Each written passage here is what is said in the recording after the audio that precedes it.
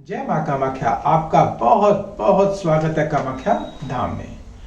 मिथुन राशि अप्रैल माह सन 2022 कैसा रहेगा, आइए जानते हैं। लेकिन उससे पहले एक न डालते हैं ग्रह गोचर पर और मुख्य त्योहारों पर। लेकिन इससे पूर्व आपको नव वर्ष की सन 2079 की संवत 2079 की आपको बहुत बहुत बधाई हो। आपके लिए यह वर्ष मंगलमय हो, सुख समृद्धि के साथ आपका यह वर्ष बीते, इसी कामना के साथ आइए वीडियो को प्रारंभ करते हैं। 2 तारीख को नवरात्र प्रारंभ हो रहे हैं और संवत 2079 का भी प्रारंभ है और 9 तारीख को दुर्गा अष्टमी है, 10 तारीख को रामनवमी है और तारा मां की जयंती है, 12 तारीख को कामदा एकादशी है, 11 तारीख को चैत्र मास की पूर्णिमा है और 30 तारीख को शनिवारी अमावस्या है। इस माह सभी ग्रह, चाहे राहु है, केतु है, सूर्य है, मंगल है, बृहस्पति है, सभी ग्रह अपना स्थान परिवर्तन कर रहे हैं। और जब स्थान परिवर्तन कर रहे हैं तो निश्चित जीवन में उथल पुथल होना स्वाभाविक है। वह क्या उथल पुथल होगी जानेंगे और मुख्य ग्रहों को जानेंगे। और अगर ज्यादा बारीकी से जानना चाहते हैं तो नंबर स्क्रीन पर चल रहे हैं, व्यक्तिगत रूप से भी आप हमसे संपर्क कर सकते हैं। लेकिन उन तारीखों को आप अवश्य नोट कर लीजिएगा जिन तारीखों को आपको विशेष सावधान रहना है। भूल कर भी उन तारीखों को कार्य मत करिएगा, क्योंकि हमसे भूल चूक गलती होगी, मानसिक तनाव हमको रहेगा, हम कितना भी समझदार क्यों ना हो जाए, क्योंकि यह ग्रहों की माया है। यह ग्रहों का अपना अपना प्रभाव होता है। वो शुभ भी हो सकते हैं, अशुभ भी हो सकते हैं और उनका प्रभाव आपके ऊपर अवश्य पड़ ही रहा है। हम ये नकार नहीं सकते कि सूर्य की गर्मी हमको अवश्य, किसी को ज्यादा लगती, किसी को कम लगती, यह सबकी अपनी अपनी प्रकृति है, प्रवृत्ति है। आइए अब उन ग्रहों को जानते हैं। पहले मिथुन राशि में कि राहु देव कहां बैठे हैं। राहु देव द्वादश भाव में बैठे हुए हैं। लेकिन वही बात है कि वीडियो बहुत लंबा हो सकता है। मैं आपको, क्योंकि ये राहु देव 12 तारीख को मेष राशि में आ जाएंगे और जब मेष राशि में आ जाएंगे तो निश्चित पहले 13 तारीख तक राहु देव जब द्वादश भाव में रहेंगे तो उसके प्रभाव अलग आपने देखे ही हैं अपने पिछले समय में। और यह जब 13 तारीख के बाद एकादश भाव में आ रहे हैं तब क्या करेंगे चमत्कार।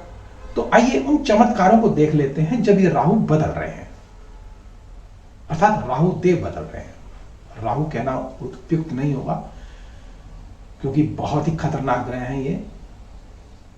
जितने भी जीवन में तरक्कियां हैं, उन्नतियां हैं, धोखे हैं, वो सब राहु देव के हैं। तो इसलिए उन्हें हाथ जोड़कर नतमस्तक होकर प्रणाम करते हुए उनका आशीर्वाद लें। और राहु देव जी एकादश भाव में आ रहे हैं तो आपके आय स्थान पर आ रहे हैं, ध्यान रखिएगा। और आय स्थान को अचानक एकदम से बढ़ा देंगे, चमत्कारिक रूप देंगे। जो जातक शेयर बाजार से जुड़े हैं उनके लिए यह माह चमत्कारिक होने जा रहा है। और यहीं से ही यह पंचम दृष्टि से जब तृतीय भाव को देखेंगे तो तृतीय भाव किसका है, हमारे आस पड़ोस का है, भाई बहनों का है। तो प्रगाढ़ता देंगे, प्रेम देंगे, अचानक उनके साथ मित्रता आपकी हो जाएगी। जो टूटे हुए रिश्ते हैं वह जुड़ जाएंगे निश्चित। और आपकी छोटी छोटी शुभदायक यात्राएं प्रारंभ हो जाएंगी। आप अगर विदेश जाना चाहते हैं तो निश्चित आपका यह रास्ता खुल जाएगा। आप कहेंगे ये अचानक हमारे साथ क्या हुआ। निश्चित यह भाग्य उदय होने जा रहा है। एक अकेले राहु की अभी मैं बात कर रहा हूं आपसे। और यहीं से ही राहु देव जब पंचम भाव को सप्तम दृष्टि से देखेंगे तो यह संतान का भाव है। लेकिन हां, संतान से आपको लाभ तो अवश्य देंगे, निश्चित देंगे। संतान आपकी तरक्की करेगी, अचानक तरक्की करेगी, आशा से अधिक आपको लाभ मिलेगा, आपकी लॉटरी तक लग सकती है निश्चित। कोई रुके हुए कार्य हैं, कोई अटके हुए कार्य हैं तो वे अवश्य बनेंगे, अचानक बनेंगे, चमत्कारिक रूप से बनेंगे। ऐसा होने जा रहा है। और यहीं से ही जब नवम दृष्टि से यह सप्तम भाव को देखेंगे, चाहे इधर से गिन ले चाहे इधर से गिन ले, मैं इधर से गिन लेता हूं इसको, सप्तम दृष्टि से देखेंगे तो जो कि पार्टनरशिप का भाव है।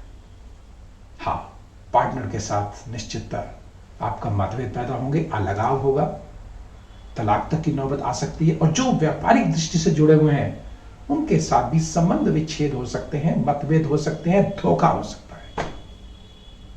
देखिए आप कहां आपको प्लस भी कर रहे हैं और माइनस भी कर रहे हैं, लेकिन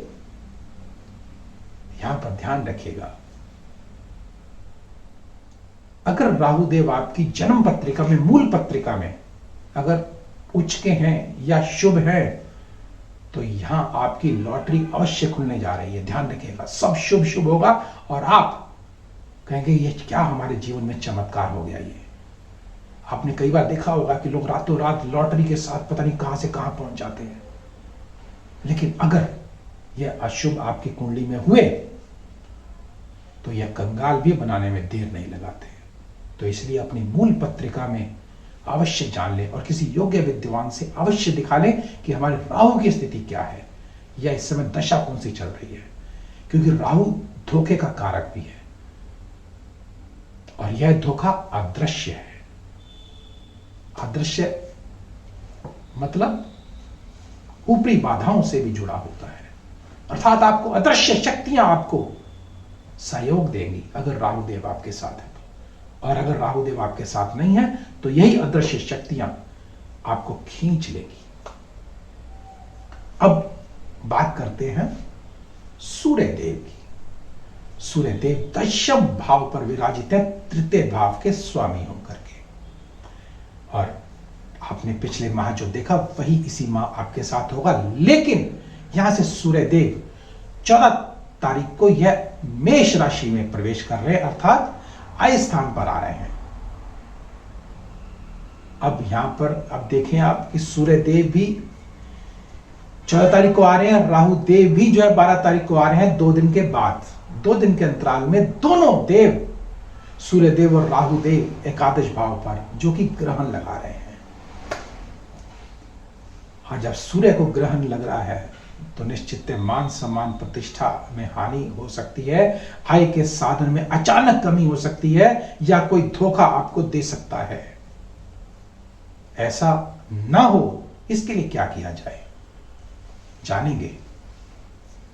और क्योंकि सूर्यदेव अपनी ही राशि में, लेकिन आपको तरक्की तो मिलेगी, लेकिन कहीं ना कहीं गड़बड़ भी हो सकती है, क्योंकि राहु देव साथ में आ गए हैं। ध्यान रखिएगा, कोई सेंध लगाने आ गया है। आप इस घमंड में बिल्कुल ना रहे कि मैं हूं, ये अहंकार जो है खत्म होने जा रहा है आपका। हो सकता है अगर राहु देव ने साथ दे दिया सूर्य देव का, तो आपको ध्यान रखिएगा जो भी चुनाव लड़ रहे हैं वह विजय भी अवश्य हो जाएंगे और किस पोस्ट पे पहुंचेंगे आप स्वयं समझदार हैं। ये ग्रहों की माया है। अब अगर सभी ग्रहों की अगर मैं चर्चा करूंगा तो सुबह से शाम हो जाएगी, और एक एक अगर डिग्रीज को लेकर चलूंगा तो भी बहुत लंबा समय हो जाएगा। लेकिन हाँ, व्यक्तिगत रूप से आप मेरे से मिल सकते हैं। आइए उन तारीखों को पहले नोट कर लेते हैं जो कि एक सार्वजनिक है, जो बहुत ध्यान देने की बात है। 5 तारीख, 6 तारीख, 14 और 15 तारीख, 22 और 23 तारीख भूल कर भी इन तारीखों को कार्य ना करें। अगर करना भी पड़े तो एक छोटा सा उपाय है, 3 मुखी रुद्राक्ष दीजिएगा, काम्या सिंदूर लगाइएगा और एक माला,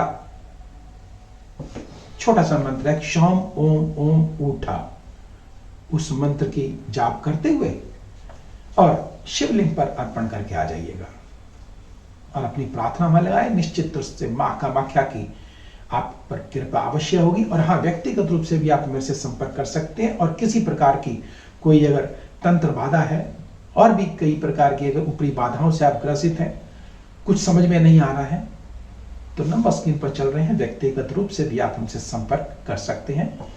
कोई पारिवारिक मतभेद है या तनाव हो गया है, अलगाव हो गया है या संबंध टूट गए हैं, तो निश्चित है आपके लिए यह मां कामाख्या का अचूक उपाय अवश्य कारगर होंगे। और इसको जानने के लिए आप वीडियो को लाइक करें, सब्सक्राइब करें और बेल बटन को अवश्य दबाएं, जिससे अगला वीडियो आपके पास सबसे पहले पहुंचे और आप लाभान्वित हो सकें।